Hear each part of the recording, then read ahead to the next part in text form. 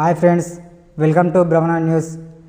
ఇక online payment అయిన UPI వచ్చి నేటికి 10 ఇయర్స్ అవుతుంది. యూపీఐ పేమెంట్స్ సర్వీస్ అనేది సెంట్రల్ గవర్నమెంటు 2016 ఆగస్టు 25న స్టార్ట్ చేసింది.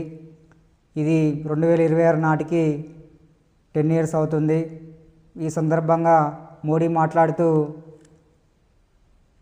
యూపీఐ అనేది ఒక దేశ చరిత్రలో గొప్ప ఆవిష్కరణ అని, ఇది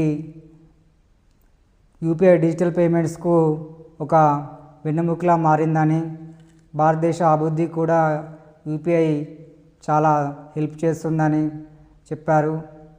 ఇక యూపీఐ సేవలు స్టార్ట్ అయినప్పుడు లావాదేవీలు కేవలం 7 లక్షల కోట్ల నుంచి స్టార్ట్ అయింది. నేటికి అది 320 కోట్ల దాకా లావాదేవీలు జరుగుతున్నాయి డైలీ. అయితే యూపీఐని పేమెంట్స్ ఆఫ్ ఇండియా కార్పొరేషన్ సంస్థ డెవలప్మెంట్ చేసింది. ఈ యూపీఐ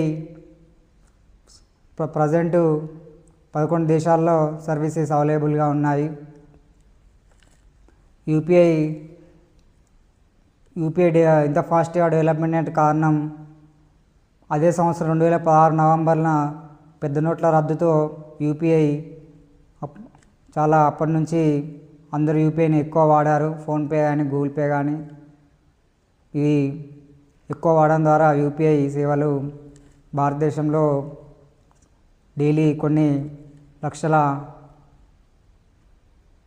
లావాదేవీలు జరుగుతున్నాయి.